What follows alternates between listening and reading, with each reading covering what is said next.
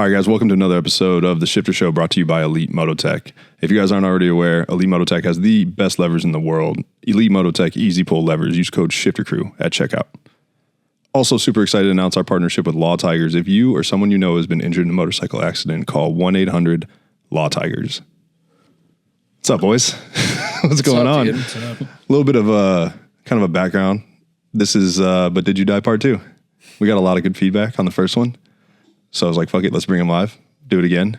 We have cameras this time, so which is a little bit of a game changer from doing it in my house last time. But I don't think I've seen you guys since then.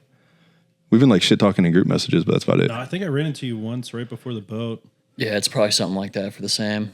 Where you went on the boat? You finally deployed? Oh my God. No, just Rimpack. 12 years in the Navy, you finally fucking did something? It's been like 6 weeks in the Navy, man. Finally, we're doing something after 10 years. He finally goes on a boat. Crazy. Wait, you just went on a boat too. What are we talking about here? He went on a boat for a week. I was on I've done like 3 separate weeks on a boat. Yeah, you know? I was on the boat when you guys were in elementary. Fuck off. Yeah, you're We get it, Taylor. You're old. You got an office now. Cheers. You know. Cheers. No, fuck off. Cheers, guys. We had to sit here and kind of bullshit for a minute because we forgot what stories we told last time.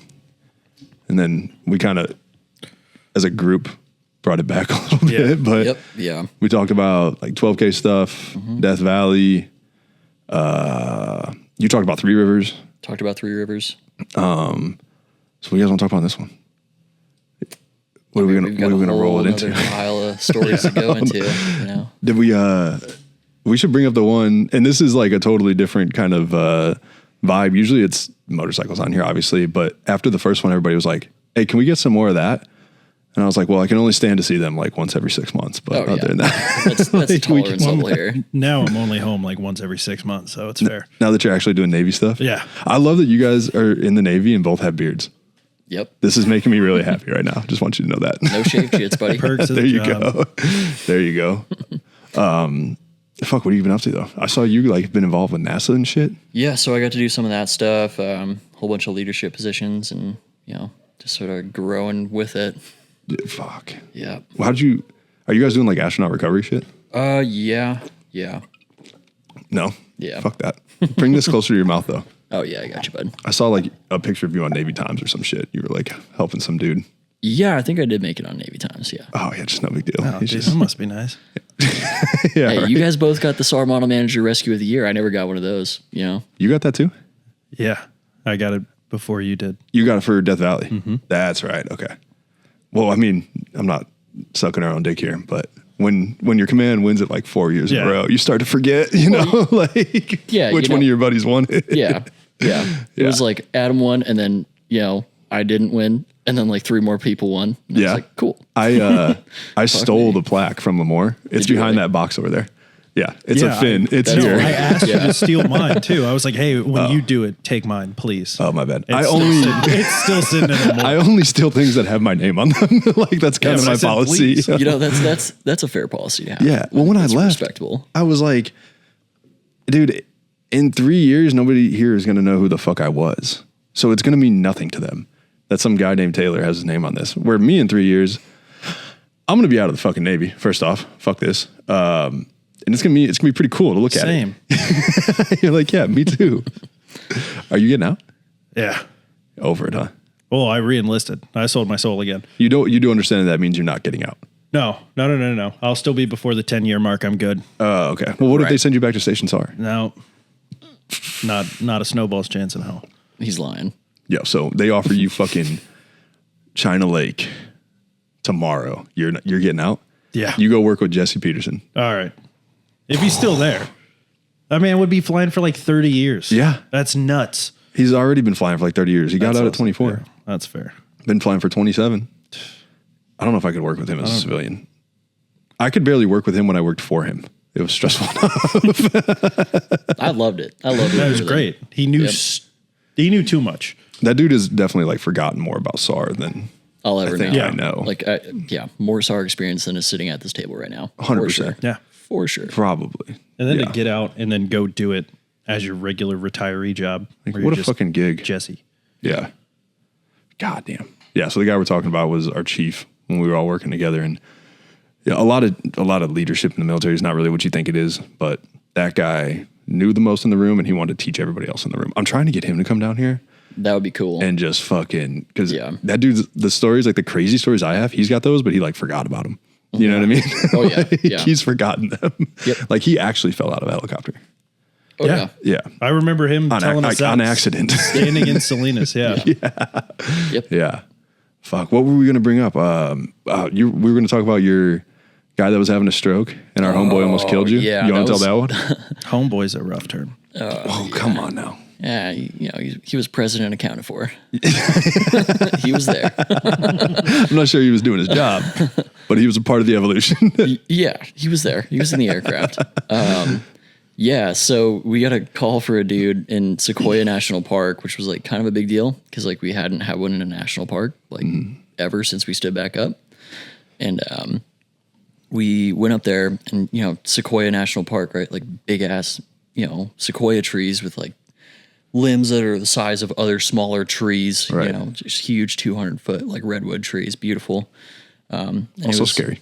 Yeah, pretty terrifying. Like if you're in this sort of line of work, right? Like that sucks. Yeah, he was having a stroke, and they called us, and we went out there, and this was like only like my third rescue at the command, so like I was still pretty new, and like I knew that Weiler was like had been there for a while longer.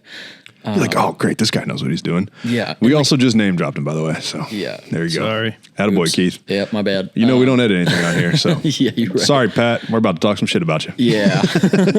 Yeah. So like he'd been there like a while longer than I had and was, a qualified crew chief, like fully qualified dude. And that night, like we had like multiple systems in the aircraft that like weren't working, but they weren't like enough to stop us from going out. Right. So like things of convenience, like our wireless ICS system that we use when I'm on the hoist, right?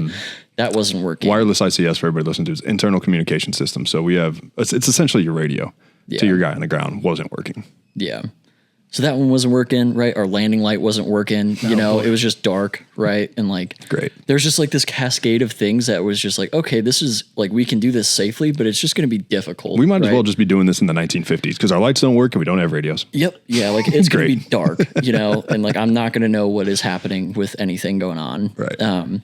Not that we usually do. No, yeah. Like I'm not claiming that I know everything, right? But like, so anyway, like we go out there, right? And, it's the middle of the night. So it's like pitch black, right? Super low illumination. There's like no moon out. And it's thick sequoia trees. So like you can't even see the ground, right? And like, like we see some like lights through the trees on like the point which we had like flown to, like which, the park rangers had like sent us, right? So we would go there. And like we saw some lights through the trees and we're like, all right, cool. Like we're going to go and like rappel me down to this guy. I'm gonna go pick him up and we're going to go figure this out. Right. Like that was like the whole plan. And we pulled into a hover and like we use a system called like rat out. And basically it tells us how far off the ground we are at any point in time. But if you have, 200-foot trees that are covering the ground. What Rattle does is it sends a signal from the Yeah. bottom of the aircraft to the ground, and then it receives it and it tells you how far off the ground you are. But what you're talking about, like if there's tree branches in the way, great. And So it'll bounce off a tree branch and you have and- no idea how high and you are. you're clearly hundreds of feet up, and it thinks you're at 47 feet. Yep. Like, Yeah. yeah. So, we pulled into a hover and we're like, all right, like we're reading 120 feet, which is like no big deal. Like we were like, okay, like that seems semi-reasonable for where we're at. Like it looks like about 120-foot hover, right? Like to these trees. Sure. Guessing game at night on NVGs. Super big guessing game, especially like when it's dark out and like you have no scale of reference. Right. So we went with that and the crew chief elected to use the 150-foot rope, right? Because I had a whole bunch of other gear on me and like he didn't want to send me down with like too much stuff, right? And like that is a real thing. If you have like too much equipment, it just makes the job a lot harder to accomplish.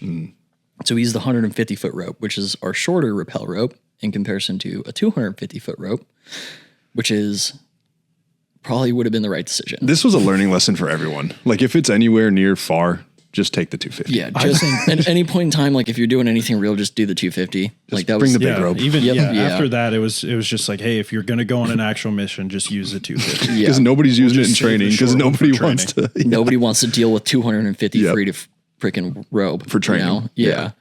So we took the 150, which was a foolish decision. Unwise. Like I'm get in the door and like I'm got all my gear on and got the litter on and everything. And like, I can't see anything. I can't hear anything cause I'm down ICS. Right. And, I'm rappelling down. I'm like thwacking tree branches on the way down, like getting thwacked in the face. I'm like, all right, this is fine. Cause like rappelling, you can control your descent, which like makes it a little bit easier, but like not much better, you know? So like I'm getting whacked in the face with like tree branches and stuff like that, which is kind of what I was anticipating. Right. And then I punch through the tree branches and I'm still like 80 feet off the ground. Right. And I'm like, okay, like there's more room here. So like I keep going and I get to like 15, 20 feet off the ground and I run out of rope. and like I am dangling on the end of this rope and like there is nothing, like the rope's connected to my hip, right? And then it's connected through this device that we use to rappel and I'm out of it. Like, there's no more rope. There's no more down for me and I have now no way to talk to the crewman up top because he can't see me because I'm through the trees. Oh my God. And I can't communicate with him because our AWIC system didn't work. And it's dark because there's no goddamn landing light. This is fucking worst case, near worst case scenario. Yeah, so like I'm sitting there like 15, 20 feet off the ground, right? And like the park rangers are looking at me like, what the fuck, dude? And like, they're like 20, 30 feet off the side. We're advertised as like an elite fucking search and rescue service for the Central Valley. And like, I'm like, oh, and Keith ran out of rope. And like, I don't think they know what's going on, but like, I'm just chilling there like 15, 20 feet off the ground. They and can like, tell something's wrong. Yeah. Like I don't particularly care to just like cut this rope and fall 15 feet. No. Like that sounds like a poor idea. Right. So it's not fun. But at the same time, like I can't really do anything about it because the crew chief has no idea what's going on. So, if you chill under a helicopter long enough, right, like you're going to start spinning and like oscillating and stuff like that, right? Like because of the rotor wash and everything that happens, it gets turbulent down there, right? And it pushes you around. So yeah, like I started, spinning and oscillating around and like I'm like frantically giving the hand signal. I'm like, there's no way he's going to see this. Right. Like there's no way, dude, like to lower the aircraft, like actually just set me down on deck. And like, I guess somehow he saw it through the trees or just like figured out that like I needed to come down and was able to set me down. But that was pretty lucky. Oh, and I actually, so speaking of that, like I actually still have a 3-foot cut of that rope because good old Jesse Peterson gave me ruthless amounts of shit for like 6 months because I burned probably 100 feet of that rope. Yeah. And like, basically if you rappel too fast, right? Like it's going through the Sky Genie. It's like a metal device. So yeah, it's based off of friction, right? Yeah. So like if you go way too fast and like you have too much stuff on you and you're too heavy, you will legitimately burn that rope and melt it, right? So like there's a whole streak of this thing, like 100 feet worth that is just completely melted and destroyed. And like Jesse made me carry around like a 3-foot cut of it for like, I think like a month afterwards, because after that, like the rope is destroyed. Like there goes a few $100 from the command, right? Like not cheap. But anyway, like back to the story. So I get on deck and like the national park guys, like they had no idea like what was going on or like at all what had happened. They were like, man, that was a great job. Like great job getting down here. And I was like, thanks. Boy. Cool. If you only know. Man. Yeah, if only you knew exactly what I knew, because that was super not chill. I'm real embarrassed right now. Yep. There's nothing worse than fucking up with an audience. Yeah. I like, tend to fuck least, up in front of people a lot. Yeah. Like at least these guys had like no idea that like I had just fucked up. Yeah. I don't think they had any idea the slightest. Yeah. Like he got down here. Wow. You're sitting there like that was so easily avoidable. Yeah. Like, oh my God. The amount of mistakes that happened to that. Like, so what was the patient like when you got down there? Textbook. Like it was like in most medical textbooks or like trainings that you'll go to, like they'll show you like all the signs and symptoms or like the presentation of like what a patient with X, Y, or Z problem is going to have. Right.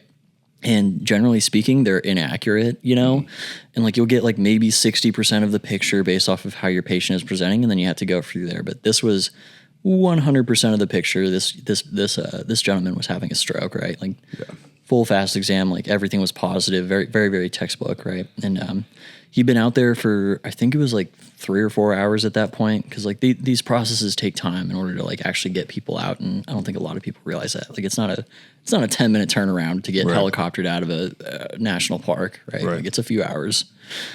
So I get down there, I do my assessment, right? I pack him up in our litter.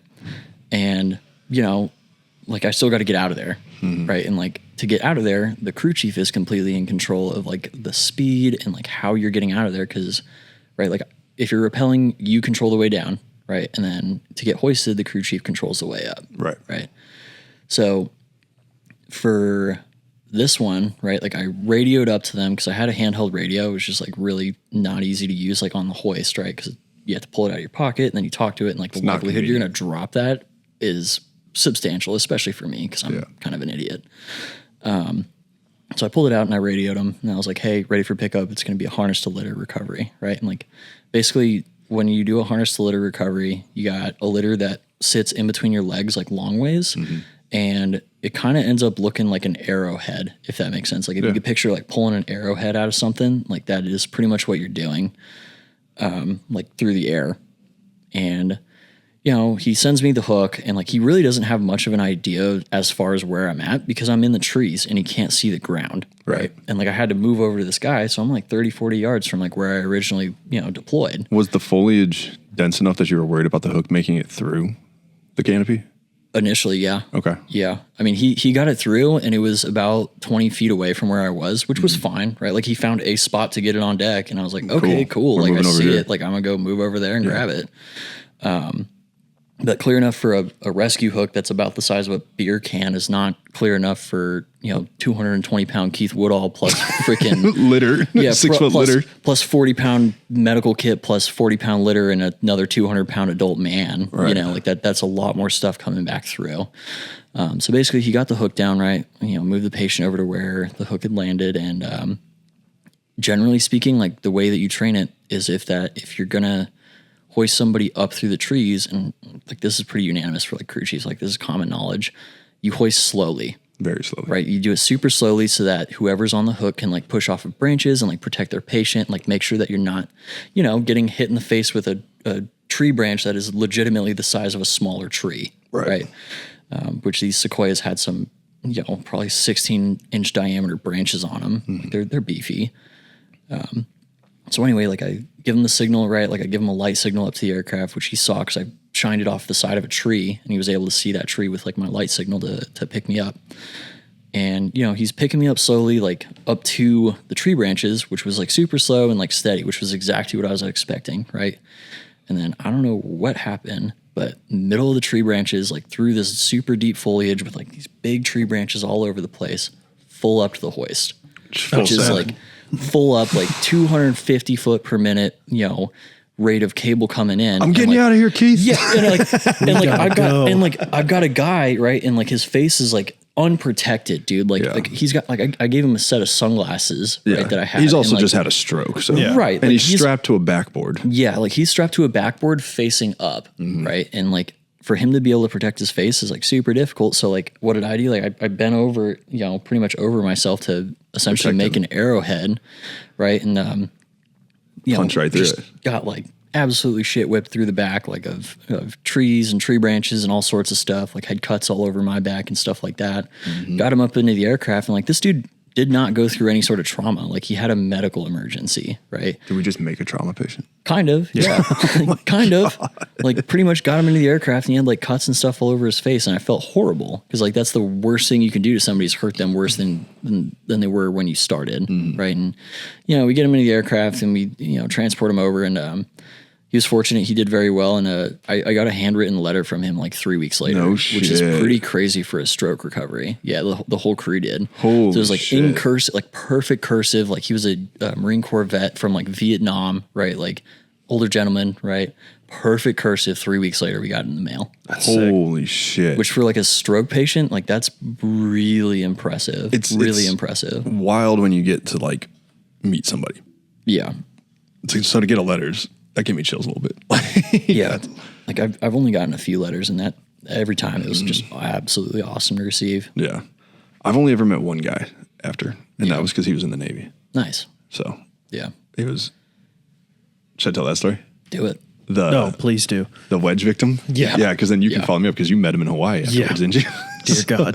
This was, I don't fucking remember when, but I was with DC and Valenzuela. Nice. So we're out there doing trainings out in the coalings. It's like the western working areas. It's like our easier working area. And I remember I was training DC up on rescue crew chief. So I'm up top. Val's doing a recovery down low, and we are in the middle of like an in-flight hoist recovery.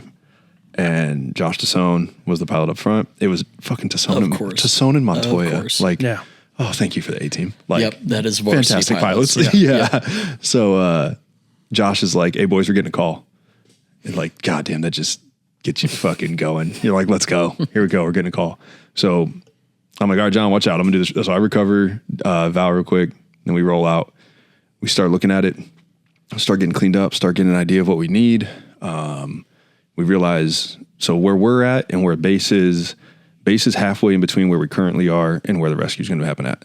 So we stop there, get fuel, come up with a game plan, start building kind of like a sight picture, I guess. You know how it is. Like information starts coming in, but it's never, I don't want to say it's never what you need, but it's always like the most scattered shit. Oh, yeah. Like it's always like 18-year-old male next to a cliff, no trees. And I'm like, great. Cool. Okay, that doesn't sound too bad. Next to a cliff, is he on a cliff? And I remember asking like 3 times, like, and this was super fucking important. And Josh actually was like, oh, they'll tell you when somebody knows, they'll tell you. And I'm like, fuck you. Like, I need to know if this dude's on ropes right now. Like you're talking about cliffside recovery. Is this dude on ropes? Because if he's not, I might not even fuck with this straight up. Because I'm not going to be responsible for the fucking road wash. Throwing this dude him down the hill. Like, this is literally the most important thing for me right now. Yeah. I don't think I told him that, but I thought it. You know what I mean? Yeah. But I was I wanted to know. So we started building the picture. We understood that this dude was like an 18-year-old male, had gone hiking. And then we realized it was in the national park, which was a big deal because the national park doesn't really want other entities coming in. Like you said earlier, it's a big deal to get a rescue in there. They won't perform their own SAR. National Park likes taking care of national parks. Exactly. Yeah. So we realized it's like, it might be in the park. It might be like 0.1 miles outside, but it's going to be close. Yeah. So we find out like, hey, this dude fell. He's wedged in like a crack. And I'm like, what the fuck? Yeah. And I'm still like, so is he on ropes? Like, I need to know. Yeah. Now I really need to know because he fell off of something. He's suspended above the air or above the ground more than likely. And then we find out that the dude's in the Navy. And that changed like the whole conversation. Like, you have an 18-year-old kid, active duty Navy. We found out what command he was. He was literally at the command next door to ours. He was at, I won't say it, but right next door to us. So that changed the conversation a little bit. We started booming out there, and what had happened was the national park contacted Tulare County to perform the rescue. Tulare County, we're their air asset. So they were like, hey, boys, go get them. When we rolled in, the park ranger had no idea we were coming. No. He was not fucking happy to see us. So he's like, whatever, he comes over the first radio over like whatever frequency, and he's like, aircraft in the vicinity of Sequoia National Park, you have no right to be here. You weren't called for assistance. Like, he starts telling us to fucking leave. Oh. And we had already got our Air Force Rescue Coordination Center number. Like, we were good to be there. Yeah. So we kind of respond like, hey, we were told to come here. We were given, blah, blah, blah. He responds with, you have no jurisdiction here. We're like, well, the Air Force Rescue Coordination Center has jurisdiction over the continental United States. Yeah. And they told us to come here. So we're here now. And the dude had no idea what these words meant. And we weren't leaving once we found out he was in the Navy. We weren't fucking leaving. No. So this dude had no idea what those words meant. And he goes, let me contact my supervisor. Hold. And Josh comes back over the radio and goes, copy, we will hold at the expense of the survivor. And I remember being like, damn, dude, what a gangster fucking line to drop. So then Alex is tripping the whole time because we can see the dude. Like, we can see him at this point, and he is clearly like stuck. What had happened is he had fallen. It was like a fucking 200-foot cliff thing. He had fallen down it and then gotten stuck in a little outcropping. Yeah. So we tell this dude, go fuck yourself. We're not leaving. And Alex, the first thing he says, because he's the one who has to go down the ropes, he's like, hey, bro, what if I can't get him out? I'm like, shut the fuck up, Alex. You're getting him out. Like, we're going to make this work, God damn it. The most perfect Alex Valenzuela impression. Oh, my God. Hey, bro. What's up, bro? What's up, bro? Sorry to bother you. But so I'm like, bro, you're going to have to get this dude out. Like, we just told this guy to go fuck himself. We can't fuck this one up. Yeah. Like, we're putting it on the table. Yeah. Big time. Yep. So we eventually, the guy, we fucking come in to get him or whatever. And we pull into the hover. We're probably like 100 to 120 feet above him, and we're close to level with like the top of the cliff. And we've got like a couple of rock references that we can use, and we're probably 10 to 15 feet like rotor clearance from the cliffside, which isn't a lot for reference. Like it's pretty fucking minuscule. So I luckily when you're talking about a 65-foot long helicopter, right, like 15 feet, especially like gauging it just by the eyeball. Yeah, you're just guessing, and your depth perception's a little off at night. So luckily I had John, DC was there because he was on training. So he was up in the window, and I was like, bro, you watch my tip path. Like, watch the tip path, back me up. We rappel Alex down to the dude. He gets there, and I'm like, all right. We decided he's going to stay on ropes, so we never cut the ropes. He never got off the ropes, anything like that. He's connected to the helicopter the whole time, probably 120 feet below the aircraft. We used the 250 rope after we learned about Keith's lesson. Oh, yeah. So he's down there, and we sent him down with the ARV, which is like a big jacket kind of thing for people that don't know. Like, it's kind of a big jacket that you would wear to recover the dude with. And I see Alex down there, and he's like, hey, bro, I got to come 3. He's like in front of him, or he's behind him, and he can't get the jacket around him. He's like, hey, I need you to walk me around, like use the aircraft and walk me around this dude, because he's on the cliffside. Yeah. So we bring him forward like 3 feet. I think like Pythagorean theorem, like 120 feet up, you need to come forward 3 feet. It's spicy. Yeah. You know? Yeah. So we walk him around. He gets in front of the dude, and that won't work either. So we had to walk him back around to the back. And he's like, this is probably 20 minutes of this hover sitting here trying to figure this out. And I looked down, and it looked like he was humping the guy, because the guy's feet were stuck in the crack, but he was standing up vertical. Yeah. And Alex is down there fucking giving it to him, trying to get him out of the crack. And Alex is like, hey, bro, I can't get him out. Like, I can't get the shit between his legs. Like, I don't know what to do, blah, blah, blah. He's like, send me the strop. I'm like, all right. And now I'm kind of stressing, because the only thing that we had said we weren't going to do was to use the helicopter to pull him. Yeah. Like, we did not want to do that because we didn't want to fucking rip this dude in half. Yes. So that's what we did. No, but it was funny because Alex was like, all right, send me the strop. So I've got 2 ropes hanging down. The smart way to kind of do this, or the time, I don't know, the easy way to do this would have been to hook up the strop to the rescue hoist and then send it down the line and control descend it all the way down to him. Yeah. But the Taylor Santos way was not that. No, I'm going to be fucking out. Yeah, no, I did not do that. I was like, we don't fucking have time. Like, we've been in this hover for 25 minutes. I know Montoya's fucking exhausted. The wind is ripping off of this fucking thing. The lines are all over the place. The last thing, those lines are coming apart. The last thing I want is to send this down, and the hook doesn't have enough weight on it to carry it through that. So I hooked that fucker to a carabiner and put it on the rope and dropped it. And it got there at Mach Jesus. Like, I can still hear it hitting Alex. Like, I dropped it, like, it just, he was like, oh, Jesus Christ, bro. Like, oh, you got it, dog. Like, yeah, it's present. Here you go. Yeah. So, oh my God. He's behind the dude though. And he puts this fucking dude in the quick strop, and he's like, all right, bro, bring me up 6 inches. And I'm like, motherfucker, we said we weren't going to do this. Yeah. Like, bring me up 6 inches. So bring him up 6 inches. All right, give me 6 more inches. And it's just minuscule amounts. Yeah. And I could tell, like, okay, ropes are getting tight. You know what I mean? Like, we're putting pressure and tension on this fool a little bit. And he's like, all right, we're looking good. Give you 6 more inches. And I swear to God, he like fucking pops out. And he's got white New Balances on, dude. And I could see those white shoes so bright. And I was like, holy fuck. I'm thinking we're... Both legs present. Both legs accounted for. Like, oh my God, dude.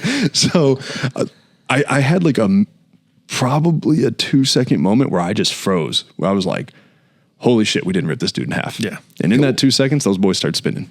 And they start spinning real bad because that rotor wash is coming off the cliffside and it's hitting them. And they start spinning real fucking bad. And I just start shouting like, I need an LZ, I need an LZ, I need an LZ. Josh is like, I got one forward and left. I'm like, forward and left 100, forward and left 100. Like, because they're fucking going. And I'm like, okay, we got him off of the cliffside, but now we have a fucking whole different problem. The quick strop is the only thing keeping him in this is Alex's hand grip. Yep. Holding this fucking dude as he spins fast as fuck. So we end up dropping, and I mean, you know, the ropes are getting candy cane. They're getting all spun up. Everything's getting fucking knotted. We come forward down. As soon as I see the spot, I'm like, all right, they got 15 feet. I'm like, down 15, 10, 5, 4, 3, 2, 1 on deck. And I'm already disconnecting the shit. Like, I'm like, let's go. I don't know what kind of condition this dude's in. I haven't heard fucking anything. And I'm trying to get the ropes disconnected, but everything is so knotted. And there'd been so much weight and tension on that carabiner for so long, I could not fucking get the carabiner loose. And I'm looking, as I'm fucking trying to disconnect it, I'm looking at them, and Alex disconnects and stands up, and the dude just laying there, like, not fucking moving. And I'm like, spending 10, 15 seconds trying to get this off, and this dude still hasn't fucking moved. And I'm like, move, motherfucker. Like, show me something. You know what I mean? Fuck this. Pull my knife out, cut the ropes. We don't have fucking time. So cut the, I was able to get the, what's it called? I was able to recover the rappel rope. I cut the belay line because that was what it was. I didn't have time to pull it back up. Yeah. I was like, they were too knotted and I didn't have time. So I just cut the belay line and then dropped the rope. And that Makes was sense. It. Yeah. But I remember being like, damn, we cut ropes. That's kind of a big deal. Like, you know what I mean? Like, those aren't cheap. Like, oh man, good thing Jesse's gone. Yeah, he'd be so mad about this. But so then dude ended up being okay. He was just totally fucking in shock, but I couldn't tell. And I was like, Alex is waiting for me to get the ropes done. I'm like, he doesn't fucking have time for this right now. Like, he has a patient on the ground. He's waiting on me. Yeah. Well, you're not waiting on me anymore because I just cut everything off the helicopter. Yeah. So, yeah, dude ended up being all right. He had like a pretty good, like bruising on his face and like some lacerations, little shit, but he was pretty much fine. Yeah. So Alex he finally is able to do a fucking medical assessment on this guy because they're off the cliffside. And we kind of fly around for I don't know how long. Come back in, he calls ready for pickup. We take him to the hospital. We, Fresno emergency room on like a Friday night is a wild place. Oh, like man. Wild fucking place. It's like Creatures you will see in there. Oh my It's the God. weirdest people, and they're everywhere. Oh, dude, They there's do like- not have enough room for what they're getting. No, and you walk through, there's like dudes handcuffed to beds. Yeah. People going through, what's it called? Withdrawals and shit. Like, Oh, yeah. It's fucking wild. Like that is the whole gambit. Yeah. Yeah. It's Fresno. And the minute you go Yep. come out of that elevator, they're all staring at you. Yep. And you look like a fucking G.I. Joe. Yeah. With, you know what I mean? Everybody's like, where the fuck they find you at? Like, where did you get night vision yeah, goggles from? exactly. Yeah. So I ended up going down there because I just wanted to fucking see what this kid looked like in the daytime. You know what I mean? Yeah. Alex got IV started on him, whatever it was. So I help him down. We get him down there and do the turnover. And he's like, hey, bro, I forgot my backpack. The kid said that. And at this time, mind you, he's in the Navy. So I am doing kind of an accountability thing, like informing his command, like, hey, guys, this fucking dude's not going to be at work tomorrow because he's in the hospital right now. And they're telling me he was so new to his command that they didn't even like know who he was. It was like the week he showed up. Yeah. And somebody told him, oh, dude, you're so close to Sequoia. check it out. Check it out. Yeah. Oh man. And he did. They didn't even know who he was. And I'm like asking, like, what commander are you at? And he tells me. And so I tell him, I'm like, no, it's this guy. And they're like, he's not ours. So I took a picture of his ID and I was like, this fucking human belongs to you. Like, this is your guy. You need to, he's not going to be there tomorrow. Somebody. Yeah. Send Somebody needs to come fucking pick this dude up. Okay. So he's like, hey, dude, I forgot my backpack. Can you grab it for me? I'm like, oh, yeah, of course. No worries. Everybody in the helicopter has a backpack. Yeah. So go up there. You got to figure out which one's his, right? Yeah. Which black backpack out of the 10? Yeah, is this dude's. I look at one. I'm like, that's like a JanSport. That doesn't look like one of ours. I open it up to see what's in it just because that's going to, if it's got fucking Pokemon cards in it, I know it's not one of ours. Yeah. It didn't have Pokemon cards, but it was filled to the brim with nothing but Rice Krispie treats. And I was like, now that I've come off the adrenaline dump, I have so many questions. First off, what the fuck were you doing in the national park? Did you take one? Yeah. I mean, obviously. It's the I was so you worked gotta up pay an attention. appetite, dude. Like, come on, dude. I was hungry. This shit was stressful. Dog. Yeah. Here's the tax. Yeah. It's like dad tax. I make my kid a sandwich. Yeah, dude. I'm taking a bite out of it. Sorry. Yeah. Like I pull you off the mountain. I'm taking your Rice Krispie treat. Sorry. Yeah. Oh yeah. Fair. So fair. I was like, what in the fuck? I have so many questions. Like, why were you here? How did you fall? What were you doing up there? It was like a Thursday afternoon or something. It was just random. It was like random. Like, I'm like, what the fuck? This Sequoia Thursdays. apparently. Yeah. So like I give him his backpack and I'm just like, okay, I'm ready for this day to be over. That was fucking stressful. I'm ready to go home now. I do my celebratory fucking rescue beer like we all do. After you get a rescue, you get a beer. So like a week later, the kid fucking comes over to the command and me and Alex are there. And I'm like, holy shit. And he looks at me. I'm like, you remember me? He was like, yep. was like, let me go get the other guy. So then I went and got both the pilots. I went and got Alex and everybody. And I was like, come with me. Like literally just come with me. And we sit down in the briefing space and I'm like, I just look at him like, I need to know everything. He's like, what do you mean? Like everything. What did you eat for breakfast that day? And I'm trying to get to the point of what the fuck were you thinking? Yeah. You know? And he was just literally what Adam said. He was an 18-year-old kid, brand new to the Navy, had just moved to the area. Somebody told him Sequoia was cool. So he drove up there and fucking fell off a cliff. Yeah. fell off a cliff, dude. He just walked down a path and then. Yeah. And then fell. And I was like, you might be the luckiest motherfucker I've ever met. Dude, it gets worse. Yeah. So then you met him in Hawaii recently. So we were in Hawaii for RIMPAC and was running a medevac off the boat.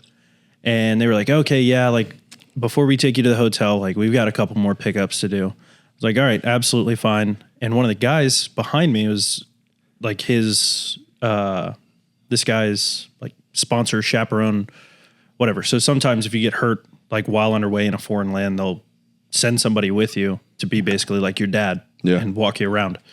And they were like, yeah, we had a kid get hit while riding a moped in Hawaii by a truck. Fuck.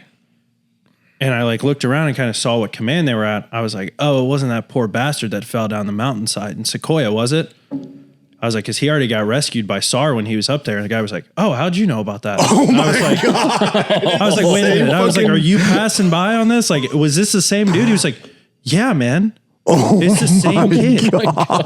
And I was like, there's absolutely no way. Fuck? So we pull up to Tripler. Fell off a mountain, got hit by a semi-truck. Immediately He got hit by like a Dodge Ram, man. What the fuck? So we get there and, you know, I drop my patient off at the hospital.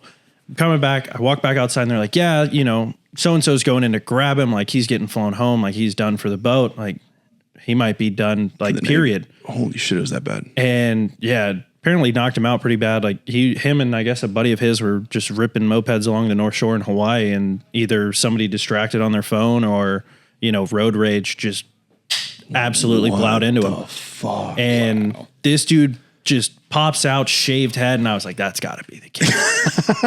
I was like, if anybody's it, it's got to be him. Yeah. And sure enough, he walks closer, and dude has like a scar down the center of his head, just stitched all the way. Holy shit. And he's just got a smile on his face. Yeah. I mean, I would too if I got hit by a truck and then walked away like 3 days later. It was absolutely fine. Holy shit. And I was like, I know who you are. And he was like, what do you mean? I was like, I was at Lemoore SAR up until like 6 months ago. And he just gets his shit-eating grin on his face. He was like, so you heard? I was like, dude, I lived it. We had to go talk to Sequoia. I was like, the crew chief and I had to go up to Sequoia and talk about this in front of them. They were so mad. They were so mad that we went in there and got that rescued. Dude, the minute I found out it was him, that's when I texted you on the phone. I was like, dude, you'll never fucking believe this.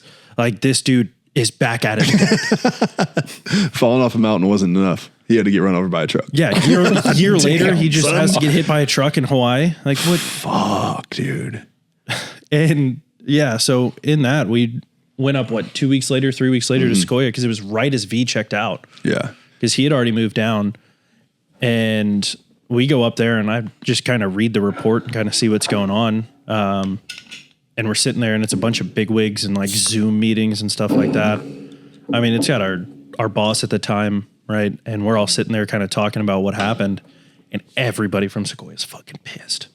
They're like in there with a chip on their shoulder, just like, oh, dude, they were talking about shit that didn't happen. Yeah. Like straight up. Like they were like, yeah, so we heard you guys came in, you were throwing rocks everywhere and stuff was falling on our Ranger. And I was like, well, where's the Ranger at? And they're like, yeah, it was this guy. And I was like, did any of this happen? Because I was there. I want to see what you say. And he was like, no. And I'm like, so where did that come from? Like, we're just going to make shit up. Like, yeah. But just to like only know about it and then walk into that meeting and it's a bunch of big wigs. It's like the head of the park from Sequoia was sitting in there. They had guys on the call. It was just like, yep. And then me and Adam in our quarters, it's angry because everybody's angry at us. Oh boy. Like, why are you mad at me for? I wasn't there. Yeah. I didn't fall off the fucking mountain. What are you mad at me for? Yeah. And they were mad because like, they were like, oh yeah, we had those Rangers. And it was like, where were they? And they were like the two above the guy on the cliff above him. And it's like, what are you saying? Yeah. And they're like, oh, you disrupted the flow of traffic. Dude. Okay. Well, this kid was going to die. Yeah. Like, and their plan was to figure something out the next day. Yeah. They were going to leave them up there him overnight. Oh my God. And I was like, well, we have an Alex, and Alex is willing to go down there. So let's give it a shot. Yeah. They did that on a number of calls. Like we would receive calls from AFRCC and they'd be like, no, we're good. We'll just wait it out. Yep. It's kind of crazy. It's fucking wild. It's weird to think that if you went to a national park, there's like 12 hours of the day that you cannot get help. Yeah. That's crazy. Like they're not, and I don't know if it's like that everywhere. Oh, no. But I'm sure Sequoia it's not. But is. there was definitely a period in time in a specific national park where that was the case. Yeah. So We are talking shit officially. Oh, yeah. And I don't give a fuck. Yeah. Oh, man. I don't know. That's nuts. We've only covered. Which is weird because national parks are like one thing, but you go and it's just like forest land. Oh, yeah. They're just like, free for they'll all. call you on the cell phone and be like, Yep. hey, just so you know, we put it in, requested you, just get your guys moving before you get the call. Yeah. Just get a text message, you know? Yeah, That like was on a old whim. boy from Tulare used to text me like after Yeah. Josh left Yeah. and Jesse. He used to be like, hey, you guys got an aircraft? Like, Yeah. he's like, because we're about to call you. Yeah. Yeah, that's fucking rad, though. I don't know. I actually, speaking of national parks, I went to Zion last weekend, or 2 weekends Cool. ago. How was that? Zion's tight, dude. Yeah. Like, I always hear Zion and Yosemite, Oh, Zion's beautiful, dude. or like, I hear those are Yeah. like the two big ones. And I think it's probably true. Those are like the two coolest ones I've been to, but they're very different. Like, Zion's like calming and like beautiful and like, whoa, this is all right, I get this. And then Yosemite's like, holy shit. Like, what the fuck is Yeah. that? Like, Yeah. that's how I would describe it. But Zion's pretty fucking cool. I rode through there on the way to Colorado. It was Nice. fucking rad. Yeah. I proposed there. I know. I was thinking of you the whole time. I was like, where's that creek that Queef proposed? Yeah. Yeah. Got engaged. Yeah. Congrats, bro. Yeah. Thanks, dude. Damn. Yeah. Think Happy. times have changed. Haven't they? Dude, Keith's getting old. Oh, tell me about it. You just see him yeah. and he's like sitting in the chair at work, just That's just because he put on rank. He's Dude, got it's aging me responsibilities. poorly. Yeah. That's for sure. I feel like I've gone backwards in the last 6 months. Like, Oh, I'm getting younger. You have Yeah. degraded. I feel great. must be nice. Yeah. I feel about 45 at this point. Yeah. Well, you're like 19, so Surprisingly, not the youngest one in the room. I know, right? How Still. old are you guys now? 26. 26. Yeah. But What other stories we got? We had a story that one of your stories we were gonna tell. What was it? I don't remember. Because we talked about Death Valley on the last one. yeah, we talked about that one. We talked about the fall. Oh yeah, we told about you Adam falling. Falls. Yeah. Fuck. Adam fell out of a helicopter. Not even out of it. He fell from dangling from a Yeah. helicopter. Yep. Even worse. He fell from below a helicopter Yeah. somehow. Yeah. Don't know how that works. You were tethered to the helicopter and then Wasn't. no longer. Yeah, then I was asleep on the ground. It's a big old dirt nap, dude. Like, Yep. No, I guess we can talk about the one where Danny got the police escort onto base. I didn't hear about this one. It wasn't much. It's not. He pumped it up for like a good hour and a half before we actually went on the call. So the weekend was Mac and I, Rekka, and then McVeigh. Okay. This is a solid And- crew. Yeah, it's pretty Yeah. solid. Yeah. Solid-ass Fairly crew. solid crew. And we get the call for, God, was it? It was like Laurel Mountain, the one that looks like Mordor. Yeah. Yeah. Laurel out Yeah. there in Mono County. Yeah. Yeah. Yeah, High Mono County. Sierras. Yep. Yeah. Right there And next it to is- Mammoth, right? That's a spooky mountain. Yeah, it's right next to the Mammoth Airport. Yeah, yeah. And so we get the call and we start doing a terrain study and they're like, yeah, we got 2 guys that are stuck on a tabletop ledge. And this is the height. And we're like, all right, cool. You know, it's not that bad. It's hot. I mean, middle of July. And we're sitting there and it's, 110, 112 in Lemoore. But we're like, all right, cool. At elevation, 9,000, 10,000 feet, shouldn't be too bad. And we call the audible and we're like, hey, we're going to need ropes for this. So Great. crew chief at the time wasn't qualified to do the ropes part of it. And we were like, hey, we need somebody that can do it just to have that tool in our tool bag. And so we called Danny. I, start texting people Sue's in town. I think you were on leave or something like that. I was like, all right, that takes X, Y, and Z out. And so I called Danny on the phone. I was like, hey, Danny, what are you doing? He's like, oh, not much, dude. I'm at the gym right now. What's up?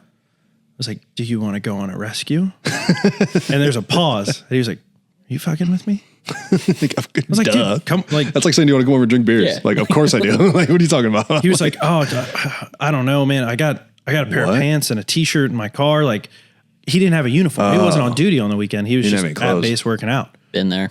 And so I'd have been raiding everybody's fucking lockers. yeah, Danny Dude. runs out. He was like, I got a combat top inside. Cool. He was like, I think I got a pair of pants somewhere. He's in his like, underwear and a combat top, helmet and gloves. He was like, I got a pair of pants somewhere in the back of my car, along with like my flight deck boots, like this typical black Navy, like Joe Navy. Bro, flight nobody deck gives boots. a fuck. Somebody's on a table top. He was like, the one thing I don't have is a fucking pair of socks. Can you ask if somebody has? What was he doing at the socks? gym without a pair of socks? I guess he was wearing like ankle socks or something. I don't know. Who gives a fuck? It's Danny. He's such a fucking pussy. Sorry. He's kind of I finicky. love Danny, love but Danny. he's a weird dude. He's never lovable, listen to but this. he's kind of got a touch of the tism. You know? A touch? Yeah, he's got a little bit more like a punch He of did the say the tism, F dude. word immediately in front of my mother at my winging. Dude, I remember that. I remember Oh, that. dude, Adam's mother's like this very kind Southern lady, like just Like goes to church. oh you my know, God, like super raised sweet Adam, lady. just like a good Yeah. woman. Yeah. I mean, And Danny comes in, he's like, so these fucking idiots outside. And we're like, Danny. do you have to? Are you retarded? Like Danny's just- Asperger's Danny coming in here. Like, Yeah. Danny's just like, what? bro, Cut there's it out. guests here. Like, We've got normal people here, Danny. God, we got to use the nice words. yeah. And so we were like, all right, well, new mission, find Danny some socks. We ask McVeigh, and he's like, yeah, dude, I think I got a pair in the car. Just tell him to start driving. And it was at the time that Who gives a fuck? Just Reeves go. bypass was getting repaved. So they remember had that. blocked everything off, and you would have to drive, 10 miles to go about a mile. You would have to drive all the way around base, go all the way up the highway, and cut back in. So Danny like pulls up to the gate, and he goes, hey, I'm at SAR. We just got a call for a rescue. Like, is there any way I could like get escorted down? And they were like, oh yeah, absolutely. They're not doing anything on Saturday anyways. They're just hanging out. And so lights and sirens just flew him down Reeves bypass, just under construction. And he like walks in and he feels like a rock star at that point. Yeah. 'Cause he's like, hey guys, you won't believe what just hell yeah. happened. Danny is, if you guys remember the rock star. The rock star. Cliff Rescue Rescue guy. guy. We'll get to that. That's a funny story we'll get to. Yep. So we walk in, we get ready, and we're like, all right, cool. It's going to be high. It's going to be hot, and we're still going to be heavy. Bad combo. And helicopter performance doesn't like any of those things, especially all of them put together. So we go out, make a couple passes, and we have got Mono County's ground team on their way to try to get up to him. And we're flying around. We can't find him because it's a giant fucking mountain in the middle of a bunch of other mountains. Do you guys need another beer? Yeah. All right, keep your story going. I'm going to grab your beer. Thank you. And we're going, and we fly, and they're like, all right, cool. And they're talking us on from the ground, like with a spotting scope. They're like, if you look to your 2 o'clock low, you'll see him blue helmet. We're like, all right, how hard is it to find blue? Yeah. Out, in a land of green. in a land of, Well, black granite and absolute chaos. And sure enough, after, 2-3 passes, we spot them. And we're like, oh, holy shit. They were actually right there. They, Mono County talked us on and gave us a perfect spot. Those dudes are gangsters. Oh, The Mono yeah. County Rescue Team is so badass. Oh, yeah. And they were like, yeah, like, if this fits your wheelhouse, like, go for it. Otherwise, we're still going to keep working. Like, we're still going to keep hiking our way up. Because, at that point, it would take them, another 4-6 hours. Right. They were like, hey, just so you know, we're getting a call for rain coming through the mountains. And you can kind of see it forming up. We were like, all right, that helps. It's gonna pull They're them like, down we'll a bit. just, go. We need to kick out a bunch of gear anyways to try to save weight. So we go land at Mammoth Airport, and it's basically like, they auto all the way in because it's so high you just You scream basically into the just ground. fall Yeah. down there. 'Cause Yeah. it's like you can see the mountain from the airport. yeah. Like you basically just controlled fall. Yeah. All Yep. the way down it. And it is a very rapid, descent down all the way to the airport. And then it's just, catching at the end, go park, and then just start tearing everything down. Fuck it. Did you take out the floor, the seats, everything? We took everything but the floor out. Yeah. And we were like, hey, they, we're talking to us. They're uninjured. Bro, we're that's just like, I'm sorry to interrupt, but like, on the rescues that I went on when I was like taking out the seats and taking out all the fucking extra shit. Like once it's like, hey, can we bring this water bottle? You know, like like when I'm matters. taking out the extra fire extinguisher, I know I'm about to go to work. Like, let's fucking go. Yep. Yeah. And that was basically what we did. We were like, all right, cool. This is what we need to do. And we still got Mac with us. Well, that's fucking 260 pounds of muscle right there. They're Don't like, need. Hey, buddy. So you're going to sit here with the gear. Like, I'm sorry. That dude's fucking jacked. Yeah. I mean, you're 6'2", 6'3", and just built like a house. Like, you're a big dude. Yeah. That's a % on its own. Yeah. Straight up. So we're yanking everything out. And the only thing we kept was like the ARV and the basket. Yep. Like, all right, cool. I got 2 ways to figure this out. And so we start inching our way into the cliffside. And I'm on AWIX standing in the door, just kind of like ready to go. And, you know, get my 3 taps, you know, ready, start my rappel. And I'm fighting the whole way down, like you were talking earlier.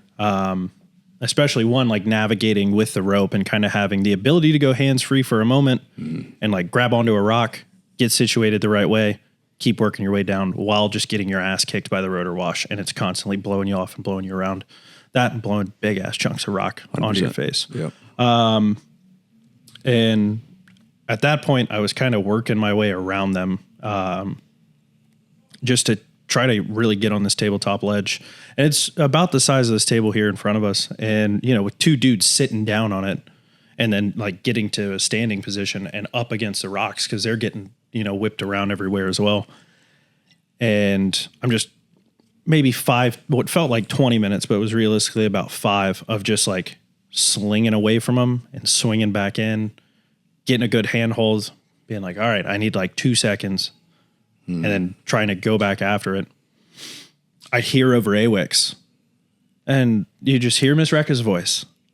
And I was like, all right, cool. Like, what's going on? She's like, yeah, this lichen is actually a really good reference. Like, she's talking about moss growing on the side of rocks, holding a hover at 12, like 2. Dude, but I loved DA how, was high. like she would always hit like the scientific names of plants. Like she would never call it a pine tree. You know, she'd drop like the full like textbook name of that tree. Yeah, she was like a botanist on the side. Like, what the fuck are we talking about? Dude. Yeah. And for the record, she listens to the podcast. Does she She's really? going to hear this. Yes. I miss Rekka. I miss Rekka. She's the shit, dude. And she's like talking about light, and I was like, you know what? Life is good. Yeah, you're talking about you're at chilling, 12,000 dude. feet trying to rappel into Mordor, and she's like, man, that bush is so nice. It's not even a bush. It's moss growing on the side of a giant mountain that she's staring at 30 feet in front of her. She scared the fuck out of me a couple times, dude. We were flying around like Santa Cruz, and she saw some sea otters. Whale. Sea otters, dude. dolphins. Man. And then the helicopter, you're doing 110 miles an hour this way, and now you're Hard doing it fucking right. that way. Hard right. We're gonna go look at a whale. Yeah, like, okay, here we go. Dude, I was halfway expecting that yesterday. Like, I see dolphins and like sharks and stuff because we were flying out. Yeah. And I was like, oh, cool. You know, like shark at the 3 o'clock for like 3 rotor discs. They're like, whatever. And just keep going on the thing. And I was like, are we not going to look at the sea life? What is this? What are we doing here? What's the point of having a helicopter? having You can't look fun. at a shark. Like, Yeah. Yeah. It's like, this is the on only final place for I want to attack see a approach. shark is from a helicopter. Yeah, it's like, they're like, oh, we're on final for attack approach. I'm like, Oh my God. okay, that's fine. It's don't not miss the it. same. But anyways, we go down and I end up grabbing onto the first dude. And like, I come in like a fucking wrecking ball. And they like grab onto me because they're trying to help. They want to get out of this as well. I grab onto the first guy and I like get the ARV on him real quick, clip him in. And I was like, you stay the fuck here. Like, grab onto something. I'll be back for you in like 20 minutes. We got to go down, get some gas because we're, you know, dumped down to Mins and then do this all again. And the guy's like, okay. Pick the first one and just into oblivion because it goes, the spot was like right over top of Convict Lake, which gorgeous. Absolutely So you had to do 2 beautiful. rappels. You went down, got the first guy, went back up, Yeah, and came we didn't back. have enough gas to hang around and try no another approach and get to shit. another hover. So we went and flew, did an in-flight recovery, and that's where I learned doing an in-flight hoist recovery with a tailwind is much better than a headwind. Makes sense. Because it's not pushing you back. Everything coming over the mountains, we were just getting absolutely smacked. Yeah. And, you know, at that point in time, I couldn't, you know, for 160, 170 feet, I was getting gassed up at 10K, just Dude, fighting yeah. the ropes. There's not enough oxygen up there. Yeah. And It sucks. I'm sitting there and I'm like cramping up. I was like, Danny, can you please slow it down? And get up there, grab the guy, pull him into the aircraft. And we're like, all right, cool. 1 of 2 down. They're like, okay, yeah, we're on final. Like, and the time it took to do the recovery, they're like, all right, we're already on final. We're going in. We're going to land, go all the way cold again, shut everything down, run it all the way back up, and go do this all one more time. Right. Because they only did cold gas there, right? Yeah, they only did cold So you gas. got to shut down the we whole had to shut helicopter. Fuck, that's such a pain in the ass. Man. Yeah, it was. There goes 20 minutes. It was menacing. Straight up. And by that time, the sheriff's department showed up. There was the hella bearded guy posts on Instagram. Was doing the blue sky helicopters, the blue and white ones.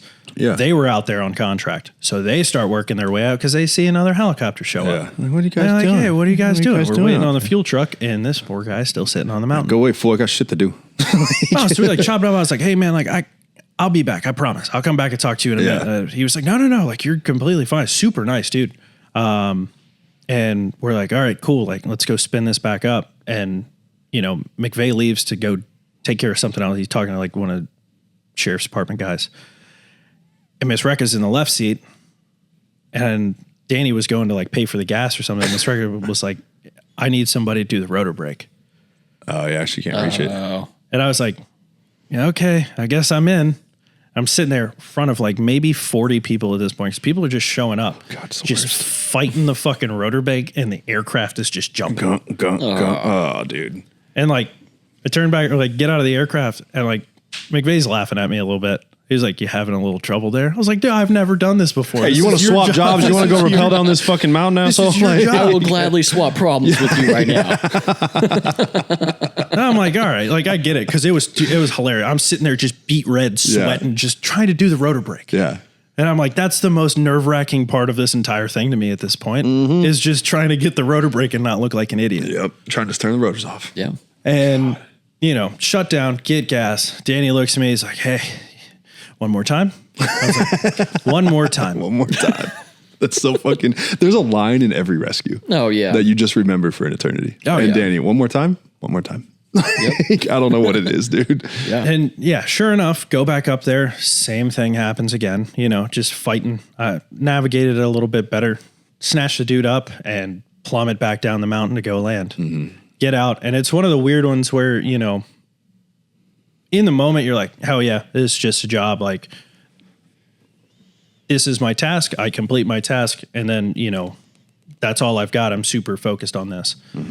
And the last guy we picked up was like, hey man, like, I want to thank you so much. Like, you saved my life. I didn't know what we were going to do up there. Like, we couldn't do anything. Like, you could tell he was getting emotional about it. Like, obviously the adrenaline was wearing off.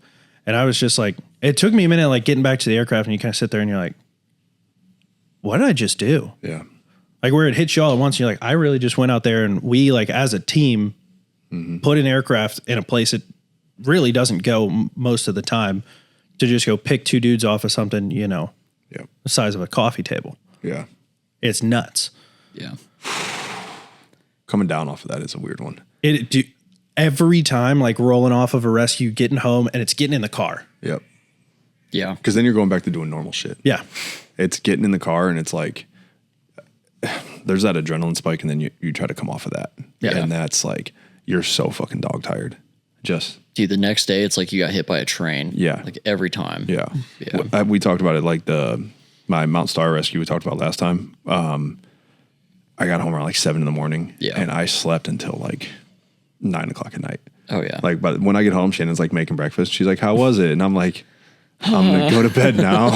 Yep. I woke up at 37 missed calls from Jesse. Beautiful. Love it. Yeah. Woo. Yeah, that's a weird one though, dude. Yeah. You're so fucking, because you've just been pinging Yeah. that whole time. Oh, You don't yeah. really realize it, Oh, yeah. but you're operating at like your fucking mental max. That's how it was. I did Dan Lewis's first and Brandon McGarry's first rescue. No shit. At the same time. Oh, fuck. And that was probably a good time. Yeah. You took a pee. We were talking about, yeah, I had to pee. We were talking about Dan and Brandon's first rescue. Oh, yeah. So me and Dan Lewis, who was, the crew chief on the Ready Duty SAR crew that weekend, right?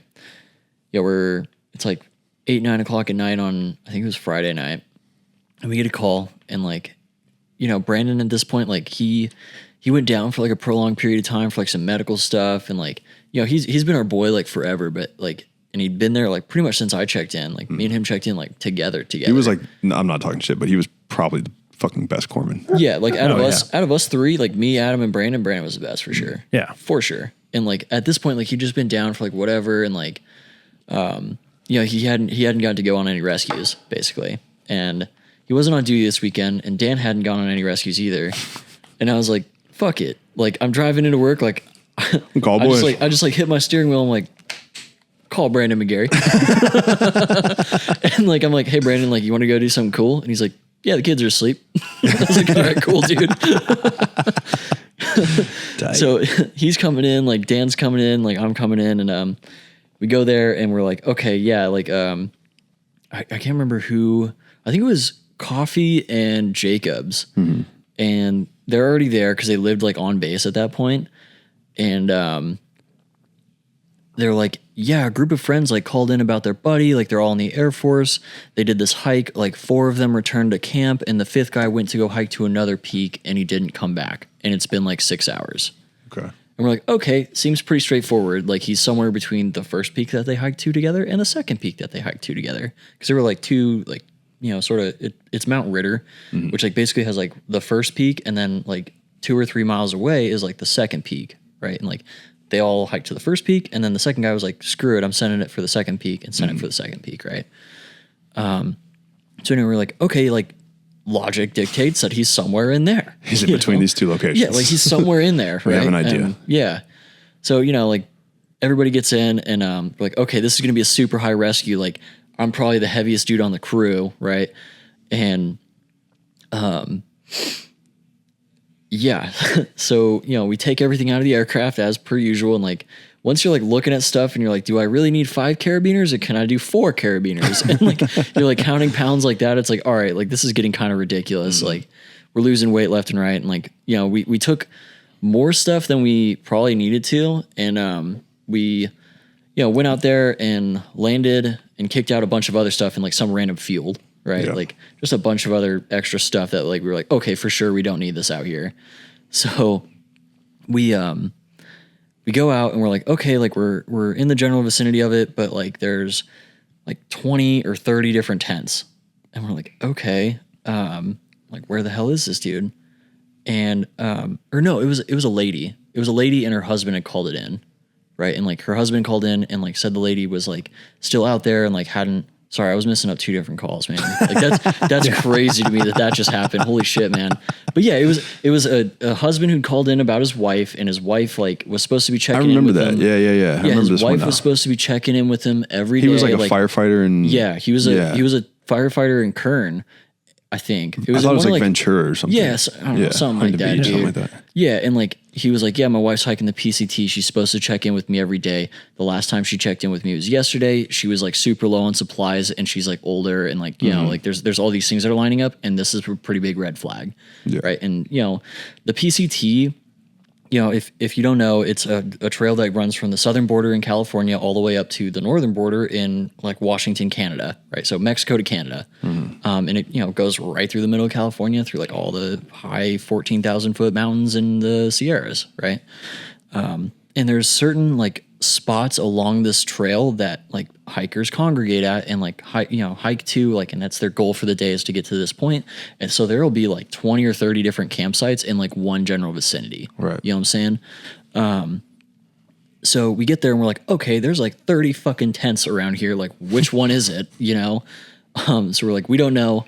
And like, we couldn't figure it out. And we saw like a red light out of one of them. And like, I only saw it like under my night vision goggles. Like I couldn't see it through it. So like peeked under the night vision, I saw a red light. I was like, all right, cool. Like we're just going to pretend that that's the right one. Cause it's just, this is totally a whim at this point. Right. And, you know, we go and we kick out all this extra stuff that we have, and we come back so we could, you know, get light and everything. And Dan hoists down me, and then he hoists down Brandon. And we're like, all right, like we got to go figure out where the hell this red light was. Cause now we're like within a half a mile of where we saw this red light, you know, like neither of us have any idea like where it was. And we definitely can't see it from the ground. So we're like hiking around, like banging on tents, you know, and like we'd like bang on one. We'd be like, hey, search and rescue. Like, did you call for assistance? You know, everyone's like, fuck off. I'm trying to sleep. Dude, like a lot of these like PCT hikers, dude, they're just like straight up hippies. Like just straight 100%. up, like it takes a special breed of person to like go on a random hike for like from Mexico months. to Canada. Yeah, and just say like, this is what I want to do for 4 months. Yeah, I'm not doing anything for the rest of this year. Yeah, so like we're banging on tents and we're like, okay, like can you carry this for us and like help us find this guy? And they're like all more than willing to help. Super nice, right? So like we bang on like 8 or 9 different tents and like this occurs. And at this point we've amassed like an army of hippies that are just like following me and Brandon around like with flashlights. Like I'm not carrying a damn thing at this point. Like all these guys are carrying it for us. These dudes are carrying you. Yeah. Like, we're going for a ride. Yeah, so we've got like this straight up army of hippies and it's me and Brandon walking around. Everybody's like, Samantha. Yeah, like I don't know what her name was, dude, but like we're like calling out for her and like we finally figure out where her tent was and we get there and we're like, okay, like we got her here. Like we just need like 2 people to stay behind in case we need to carry her back like the half mile all the way back to where we can hoist, right? So we find her and we're like talking to her and she's like, oh my God, I'm so embarrassed. Like I just totally forgot to text my husband. And I'm like, oh, okay. Like not a big deal. And she's like, I am out of supplies though. And I've been out of supplies for like 3 days. Oh, it's like, what? Like, dude, that's not okay. chill. Okay. Hey, Well, no hang big on. deal. I haven't had food. So in like 3 you days. ran out of everything. What And else did you like- have to do we were just, besides like, text your chilling. husband? Yeah, like Like- we were That's just like like the, chilling. that's the one person I don't know. you text to be like, hey, I'm out of shit. Yeah, I like- need to get home. Yeah. So anyway, we're like, you know, like it's a conversation. It's like, hey, like we know you don't want to give up. Like we know you got like 2 more entire states to go, right? But like this is not a good idea. You know, like you're out here. Yeah. Let's get you home because this is a poor life choice. Right? Yeah. And like You have finally made a we convince mistake. her and we're like, you know, she was very particular. She was like, I'll go, but like we got to clean up my stuff. And I was like, all right, that's fair. Like whatever, dude. Like I don't want to leave your stuff here. You don't want to leave your stuff here. Like we'll clean up your campsite. Like I'm sure that's all worth quite a bit of money for like backpacking gear and stuff like that. yeah. At least you didn't have any food to pack up. Yeah, She for didn't real. fucking have any. But you know, like backpacking gear and like all that stuff, like probably pretty expensive. So Everyone's we're up. like, yeah, sure, like we'll take it, like not a problem, dude. So we get her back over to the hoist site and everything, and like, you know, hoist me up, or no, we hoisted Brandon and her up. We hoisted all of her stuff up, which was like A load in itself. Yeah, like a load of on the hoist itself, and then we hoisted me with like all the extra stuff that me and Brandon didn't end up using, which was like way too much stuff, and then we flew right on home. And then, or no, we flew to the airport and then we had to go back and figure out where we had dropped off all the stuff because I don't think we marked it. Oh God. Like, we just like abandoned like all of this the military. seats. Like all this Some military. hippies out there Dude, like, there's like 85 pounds of smoke grenades Oh, yeah. like just sitting on a random field. Like, ooh, God forbid it rains. yeah. Yeah, but we went back, picked all that stuff, and then bounced home. You know? Fuck. Remember when we started working with the Coast Guard out there?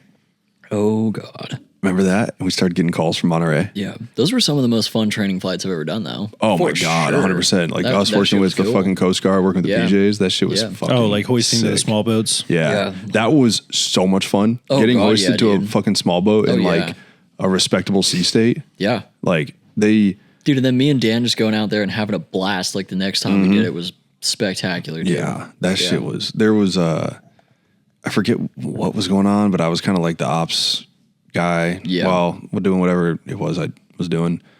And I knew that we were going to do like a hoisting evolution to a small boat. And I was like, that's going to be me. And then I was like, and Danny, you're not supposed to be at work that day. You're coming in because you're hoisting me. 'Cause you do a lot of hoisting, buddy. Yeah. Like, but that shit was fun, dude. Yeah. And then we got that one call. We'd never found the dude. I'll fucking go ahead and cut to the end here. But flying around and looking for that guy who passed away off the coast of Monterey at Monastery Beach, aka Mortuary Beach. Yep.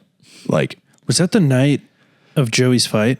yeah, no, No, that was no, the that night was of a Joey's separate fight. I got called out there too, but that was with John. And, Okay. And that we gave up on that one.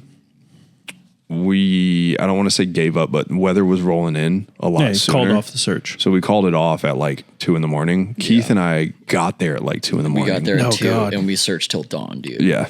Oh, And I remember getting out there and looking at the fucking water. Like that body of water, that's the only one that scares me. I swear to God, the like Monterey Bay. Super dark blue, and like you just know there's like 14-foot sharks. 100%. Oh yeah. Dude, they're everywhere. Orcas and huge everything else. And then like the fucking rocks. Yeah. Like, okay, put me in here and then I'm getting smashed into that. Yeah. The kelp forest, looking at the kelp forest on MVGs and they like, spooky. it's fucking wild. So I remember telling Keith, like, we're looking for this dude. And I was like, because Keith's obviously going to hoist me. I'm going to go down. And I was like, bro, if I go in that water, I want to hit it. And it looks like fucking you're bringing me up to Asgard. Like I want all the light. Like, put that bitch on high, put the landing light on, put the rescue light on, put the fucking searchlight on. And I was like, oh, brother, I'm way ahead of you, dude. I want to see fucking everything. You are gonna see Jesus. Yeah, I want to see the bottom of the fucking ocean if I look down. God, dude. Turn night into day. Yeah, it's shit, dude. It was fucking spooky out there in that water at night. Yeah. That was fucking... I hate the ocean as it is, but especially dark shark ocean, like just where the sharks hang out. You just know, like, past the break out there, there's fucking real marine life. It's not a joke. Yeah. It's not like out here we got sharks. It's regular sharks. Up there, you got 14-foot fucking monsters. There's ocean monsters. Sharks. Sharks. I mean, the ones that are on the Discovery Channel and shit. Like, the ones that you can go on, like the shark trackers, and they're just hanging out on right. And they're like, oh, this is Henrietta, the 14-foot grand white. Yeah, there's fucking Nat Geo episodes out there. I'm good. I mean, we would go when I think we were doing your HIRA training, like your initials, when we would scoot up with Micah. On the way and go check out like the surfing spots. Yeah. And we'd just be right on the other side of the break. And you'd see 6 or 8 of them. Yeah. Big boys. He was like, oh, I was here this weekend. Big boys. Like, Drew, that's terrifying, dude. Fuck that. No. Yeah. And so Monastery Beach or Mortuary Beach, whatever it is, they have that nickname for it. Oh, yeah. I went up there like, because I got called out there twice. Because somebody got on the water there. So I was like, okay, I need to go see what's going on. I got to know. Is it worth the hype? What is going on with this beach? What's the problem here? Let's get this figured out. I'm going to come out here and evaluate this situation. Right, you know? Yeah. And I got there and I was like, yeah, it makes sense. Like people probably die here. It's fucking gorgeous, dude. It's like a perfect little, remember how long we searched that coastline? Oh yeah. Just it in the daytime, dude, it's so fucking pretty, but apparently just like 15 feet offshore, it drops down to like 40 to 60 feet. I believe it. So the waves come in huge and then they crash huge on the shore and they suck people out is what really happens there. Got it. But it's like, it's a cool place, but that water is fucking powerful and it don't give a fuck. Yep. Do not give a fuck. But I don't know. Beautiful part of the country though. Yep. A lot of people dying. Right into double IMC, dude. Oh, dude. Trying to leave out of there, flying into the clouds on accident. In the goo. With not enough gas to do anything about it. Yeah. And we were getting so low, we were following the roads home. In a helicopter. Yeah, we had Google Maps up. Yeah. Not like helicopter maps, like straight up I'm using my phone for the airport directions using Street View. Bro. Yeah. That was fucking spooky. Yep. I remember being so fucking tired after that. Yeah. I posted because like we kept checking the weather, right? And like we knew there was a marine layer coming in, but like all the airports that we were going to, they kept calling clear. Like they kept calling that the weather was good, that they were all chilling, you know? And it wasn't, and we weren't. It was super not chill. Yeah, we were not chilling. So I remember flying into, we call it flying in the goo. You accidentally essentially like fly into a cloud. You can't fucking see anything. Yeah. And you think there's going to be like all these radar systems. There's fucking not. So I remember what. It's usually just a guy controlling the aircraft. Yeah. Right? It's just a dude. So we fucking fly into it and the co-pilot's like, and I've lost visual of the ground. And I swear to God, Rekka went, cool, okay. And I remember being like, no. Not cool. Like, we can't fucking see anything. I'm pretty sure me and you were looked at each other and we're like, brother, like, dude. And we're so fucking tired at this point. Yeah. Like, we can't fucking assist. I went up front and looked at him like, all right, wings are level. We're not descending. I'm doing nothing but sticking my head out the window like see ground. Yeah, dude, I don't know what it is, but when you can see the ground, it's just such a fucking relief. Better, yeah. You're like, oh, thank God. You know, eventually there's it's like driving with your eyes closed.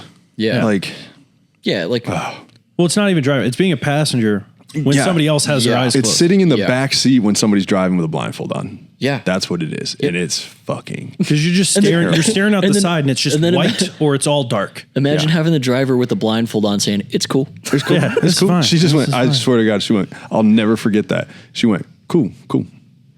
And we landed and I'm like, hey, for future reference here. That was not cool. That was not fucking cool. And I'd Call appreciate us it if you not changed cool, your cool. lingo. Like, different word terminology next time, ma'am. Like, God Yeah. damn. That was just like her. That was her demeanor. That was her She word. was definitely serious about the Yeah. situation, like handled Yep. it very well, you know. But Dude, yeah. the phrasing was not there. Yeah. But they also got us there, so I mean, whatever. Yeah, and I'll for fuck sure. off and Yeah, sit in the yeah, back seat and yeah, shut the dude. fuck up. Clear My right. bad. I'm not here to drive. You need somebody to fall out this bitch? I'm your guy. What's the I'm term? not driving. Human blinker. Yeah, that's essentially what we are. I turn tell signal.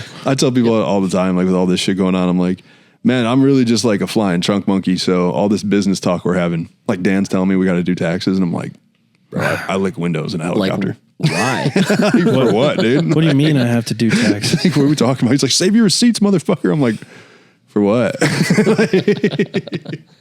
Yeah. Dude, I was in Colorado a few weeks ago, and I was thinking of you guys because we went up to Silverton, and it's a town of like 10,000 feet. Yeah. Oh, nice. And so I went from Durango, which is at like 6K, up to 10K, and I'm like, like Yep. last time I was at 10K. You just think It was it's with like the boys. I could Yep. put a helicopter here. Dude. Oh, I think about that all the time. Oh, dude. yeah. All the time. Oh, dude, my mind's so far from that now, and I'm so glad. Yeah. Oh, yeah. And I'm like, I could throw a bike show here. Oh, yeah. That's Yeah, my good for you, dude. dude, Good for you. and funny enough, It's like, you God, know, I wish I could hoist somewhere where you'd actually hoist. You Yeah. know? That would be so much cooler. that's the thing is like we went and like you've flown out to it. I'm pretty sure you have at some point in the past or like in the recent past, the like long rifle stuff over at like Camp Oh, Pendleton, yeah. where it's Oh, yeah. just Yeah. the size of this warehouse. Mm-hmm. Yep. And they're like, all right, yeah, we're coming in for the hoist. I was like, can we go somewhere where there's like a tree? Like a challenge. Like one Can tree? we make this a little difficult? Yeah. Have you guys flown out to Catalina?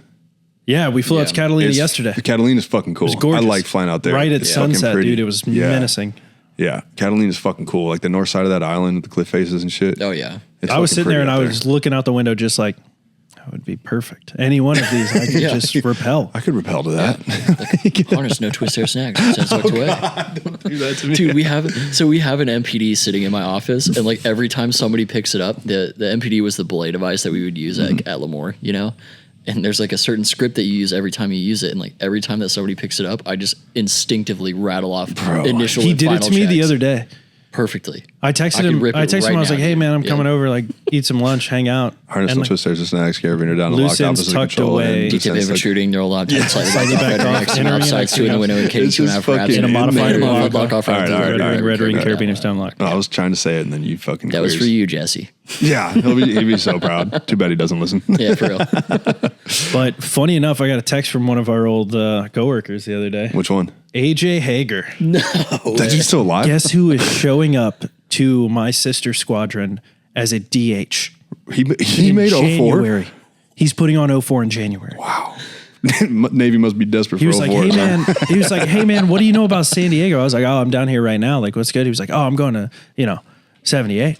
And I was like, Fuck yeah. "No, We're going to fucking deploy way." together. I was like, "You're going to meet us on the boat." Yeah. And he was like, "Wait, really?" I need to text that dude. I want to get beers with him. He's fucking He's awesome. still out Yeah. in Bahrain. Yeah. But funny enough, like that dude, the rescue with him, Jacobs, Danny, and myself to go pick up that, I guess she was like from LA or something. They went out hiking during the fires and like camping during the wildfires in 21. Okay. I think it was 21. Yeah, 2021. And everything is like burnt to a crisp. Just smoky, shitty air. It's Sounds just, like a good time to go for a yeah. walk. it was Yeah, it was sure. the time of year that right around the time where it looked like everything was red outside, and we get the call and we're like, hey, some lady is having some sort of medical episode out there. Like her friends weren't sure. They hit the SOS, started texting us, letting us know. Do you guys want to take this? Go in, and they're like, hey, this is kind of what's going on. This is what her friend said.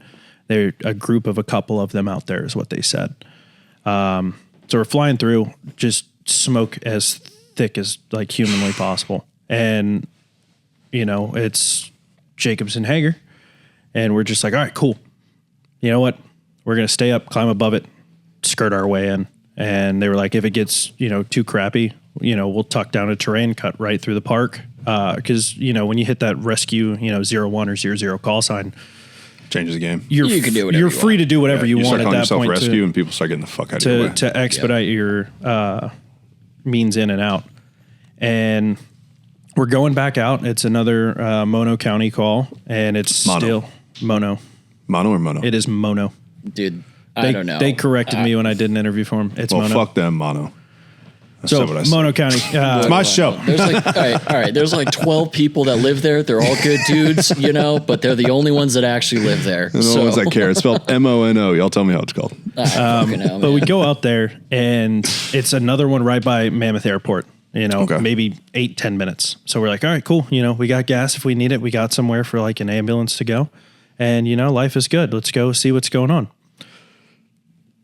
Make a couple passes, and we're like, all right, cool. We don't have the power to be out here right now with where we're at. Just dump down a bunch of gas.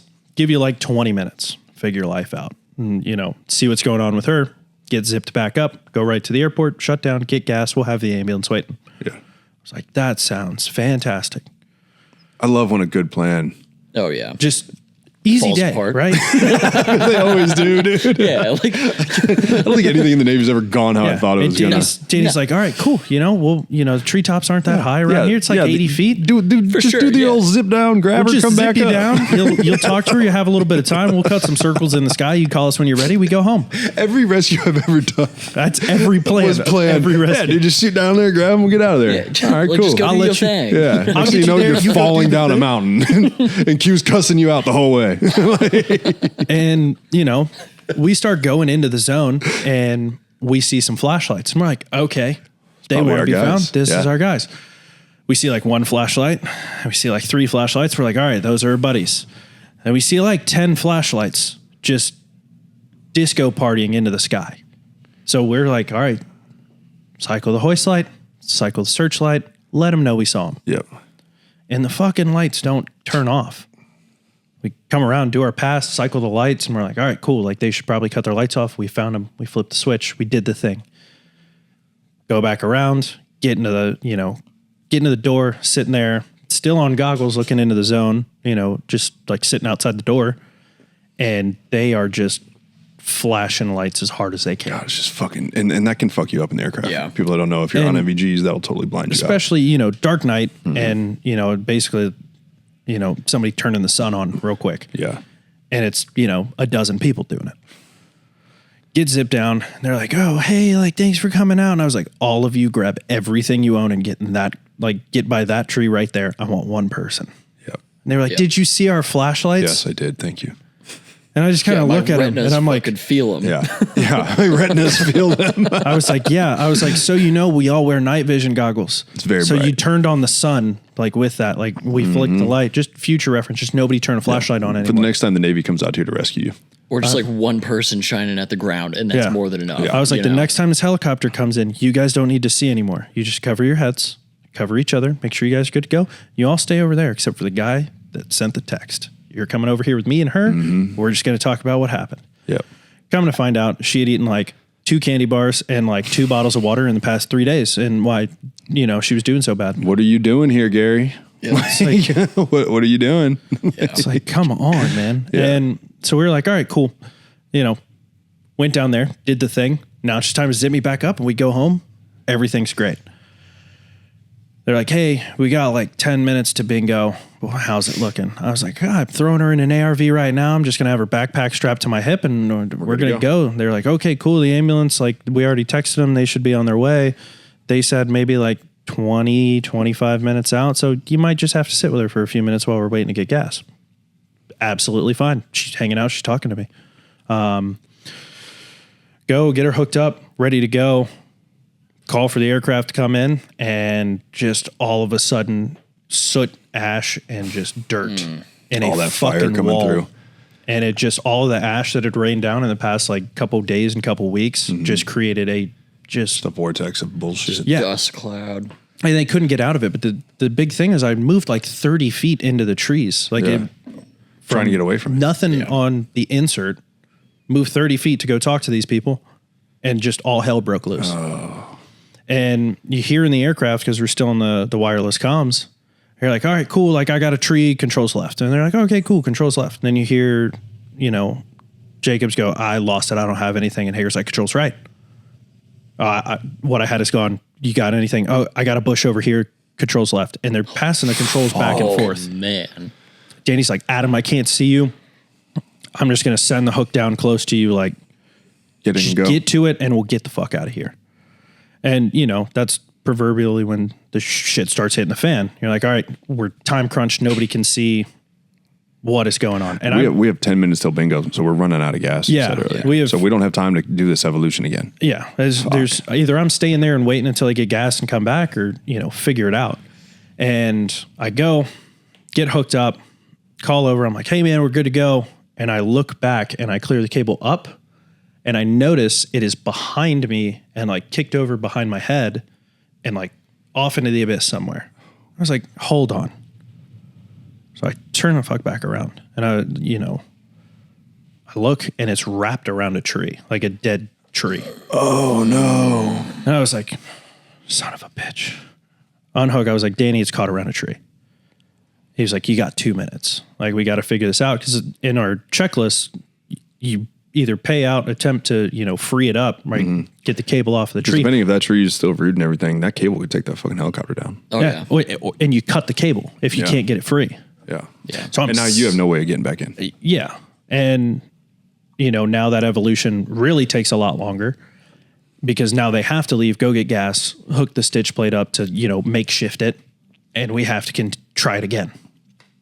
And I was like, all right, I just need like 2 minutes. I'll figure this out. I promise. Like, you know, dear God, let me get out of this. Mm-hmm. And I'm still hooked up to it. And I was like, just start paying in a little bit of cable. You know, I'm just going to sit there and I am, you know, like you get a fishing line stuck in a fucking tree. Fucking trying to just sitting there like shimmying it, whipping it. Yeah. And I'm whipping it around this tree to try to get it out, but it is like cinched like into the bark. Yeah. I'm like sitting there pulling at it and I don't know what happens. The aircraft drifts, you know, back and left just enough to where I start whipping it and it pops free. Oh, thank God. And I was like, Danny, give me 5 feet of cable.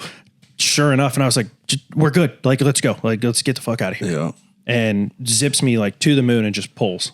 Time to go. And we get back in the aircraft and I am just black. Just covered in fucking ash, dude. Just done. And I'm like, I sit there and I look at her and I start hooking her up and I was like, all right, cool. Like, she's fine. She's just super dehydrated.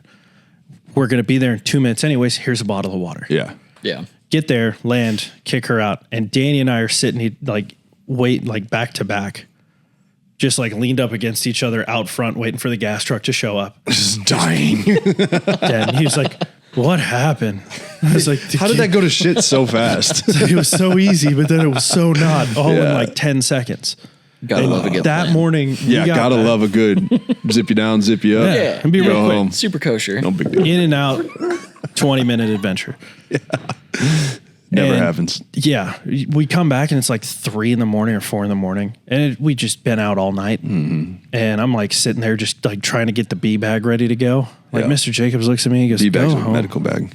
Yeah, the med kit that we carry. Yeah. And I'm like just restocking some of the little stuff that I used. And I was like, okay, all right, I'm going to go home now. And I got inside from the aircraft when it was still dark and I opened the door and it's like, here's the sun. And there were people driving in on their way to work. And I'm like, yeah. Oh God. There's guys out there like, shipmate, doesn't look like you've shaved. You're like, you had a different day than me. Yeah. Go ahead You and just live shut a the fuck full up. different Yeah. life You go than sit there and do I your do, desk dude. job there. Yeah. God. Yeah. It's like, all right, we're just going to turn around and do it again because I'm flying again tomorrow night. Yep. That's the best though. I love it. I miss it. I do too. I do. Well, boys, that was an hour and a half. So we're gonna wrap this one up. I really appreciate you guys coming on. And maybe in 6 months, part 3. Oh yeah. We got more stories, don't we? Can we push it back maybe a couple months? I will be on the boat. All right. I'm gonna post Adam's address on the Shifter Crew page. He's gonna love care packages for all you guys out there. Support deployed dudes. Send Adam some cookies, maybe some black dildos. Okay.